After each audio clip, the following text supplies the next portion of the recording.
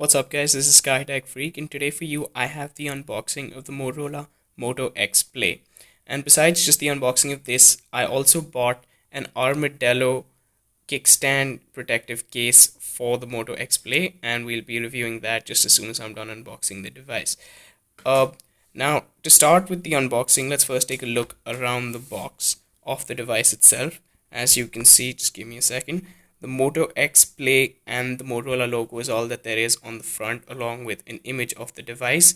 Down here we have some serial information and some serial numbers, and as you can see I have bought the 32 GB version of this device. Everything else around the box is pretty normal. Down here we have the specifications on the back of the device, but you guys don't really need to look at that. I'll run you through them. Here we have some information on Android and Motorola services. Anyways, let's get to the actual unboxing. So as soon as you open the box, you can see the actual device, which is the Moto X Play. Now, as you can see in the front, we have a 5.5-inch full HD display, 1080p, and over here we have dual speaker grills, front and bottom, and a 5 megapixel front facing camera. The rest of the specifications on here say that we have a 21 megapixel rear facing camera, a battery that should last us really long, seeing as it's 3630 milliamperes, and 32 GB. As I said, this is a 32 GB version, 32 GB version of the Moto X Play, as opposed to the other 16 GB cheaper version available. This has dual nano SIM connectivity, an octa-core 1.7 gigahertz quad-core octa-core processors by Snapdragon, and micro SD expansion. On the left side of the device, you can see that there's absolutely nothing. Down here we have simply a micro USB port, and it's funny seeing that there's no noise cancelling microphone down here. On the right side we have a patterned power and lock button and a flush volume rocker. On top we have the SIM tray and 3.5mm headphone jack. At the back of the device we have that 21 megapixel camera that I spoke about earlier, along with a flash, and this Motorola logo with a dimple, along with this textured pattern of rubber. I have bought the black version of the device, obviously, as you guys can see. Now, one thing that I'd like to say is that I've actually seen the Moto X style or the Moto X Pure, depending on where you live and what's available. It's the same device, the Moto X Play or the Moto X style.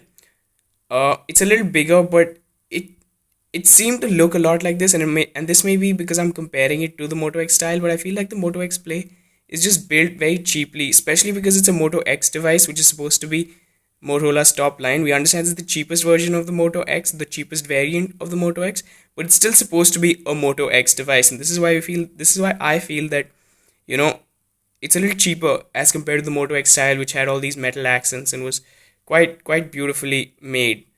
Even compared to this Moto G, this is the Moto G first generation, and was one of my phones that I got around 2 years back. This was also, it may not have those metal accents, it may not have that build material for a premium device, but the rubber and all, it just felt like a solid and a well built device. Something like, something like what the Nexus 5 feels like.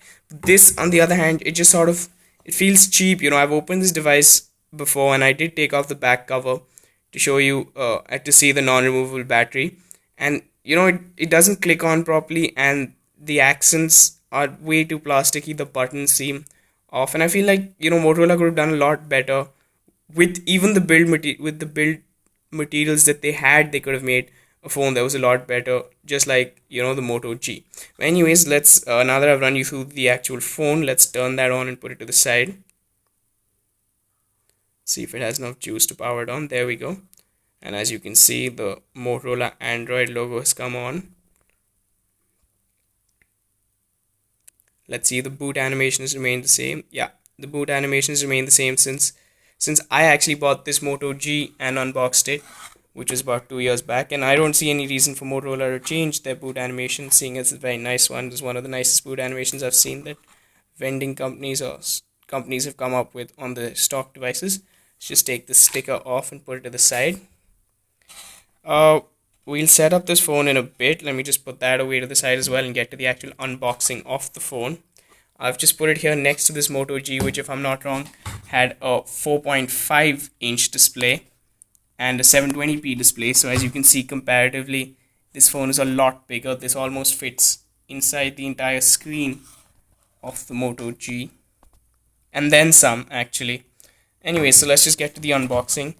uh, as you go past this, we have obviously the USB, the micro USB data transfer and charging cable.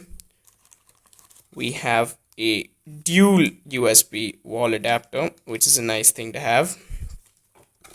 Here's the SIM card removal tray, or this is the SIM card removal pin or the key that'll help us take out the tray from the phone. Here we have a bunch of guides, the readme and the warranty guides, etc. And this time Motorola has again included a pair of earphones, but again they're extremely cheap quality earphones, not the rubber tip or the soft tip earphones that we're used to with proper devices, or that we'd like to use. These are the ones that's going to start hurting our ears if we keep them in there for a while. But anyways, at least they provided them, so that's a thought nonetheless. Now let's get to the actual device. Like I said, comparing it to the Moto G, it's a lot bigger, but it's not like unmanageably big. It's not something like the Nexus 6 or something, which was huge. Now, let me just get started. Let's pick English India because that's where I'm at right now. There we go. And I just have to say, I don't know if you can see that right now. I don't want to have a full run through of this device, of the software of this device right now, but the screen just really pops, and it's a huge upgrade from that Moto G 720 screen, even though it's a bigger screen, and the pixels per inch are just, it's just beautiful, you know. Like I was saying, I checked out the Moto X Style, which had a QHD display, which is supposed to be the next level, obviously, from 1080p displays, and I was really impressed by that screen, and I feel like this is not that much worse. Although the build quality from this phone may not match up to that phone. The screen obviously as a 1080p screen again can't really match up to that, but I feel like the screen is really good. And I'll be doing a review about the camera, etc. later once I've been using this device enough. Now, like I said, we will also be reviewing this case and I'm guessing that the quality of this case will be the same throughout whatever device you buy it for, the Armadillo hard case. Anyway, so let me just put in my device into the case, and as you can see, now that it's inside, you can have two versions of this. It's quite heavy and it becomes quite unwieldy to have this case on your phone all the time. So I'd suggest that if you were planning on taking it somewhere where you probably, where you predict that it might fall, or you suspect that you have chances of falling, the phone has chances of falling, then I would say that you might want to use this case. Otherwise, for a daily case, it becomes a bit much. Anyways, you can also see that this has a kickstand that pops out, so just in case you want to watch movies or something, you can put it down here, and it has a very nice angle. The screen will open up to you down there. Like I said, the screen, I'm just really fond of the screen. I'm very impressed with the screen. Now, what else this case can do is, if you feel like the hard part is a bit much, you have the option of taking that out. Let me just see if I can manage that. You'll have to first obviously take off the skin from your phone completely. Just give me a second. And then what you can do is take off the black part, which tends to be the hard part, and leave just a rubber skin. While this may not be one of the best rubber skins for a phone, the fact that you're getting it with a hard case makes it a good deal. So you can put that aside, and again you can just pop in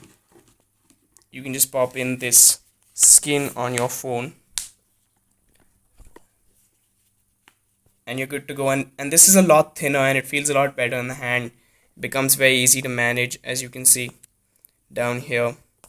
This phone does give you does allow you to see that Motorola dimple down there besides just the camera and the flash, and it covers the buttons nicely, so you don't need to worry about damaging the buttons. Everything else is adequately covered except the SIM removal tray, which is not something you open every day anyways, and down here the micro USB port. So I feel like this is a very good case that I trust this case along with the back cover to protect this phone from falls. Obviously not direct falls on the screen, because like nobody can really help you if that happens from a decent height, but from slips here and there. I feel like this case is really going to protect my phones. And I am a sort of clumsy person. I've been dropping my phones all the time. I don't usually use cases, but I'm pretty impressed with this case, and I feel like I will be using it with my brand new Moto X Play. So that was all for the Moto X Play unboxing from Skytech Freak. I'm sorry I haven't been putting up a lot of videos recently, but I've had other stuff to do. But now I hope to be putting up more videos like this. I will definitely for sure be reviewing the Moto X Play after about a week, and if there are enough requests for a Moto X gaming video, I think that should also not be a problem because I do play a lot of games on my phone. Anyways, that's all for now. Thanks for watching this video, the unboxing of the Moto X Play. Thank you.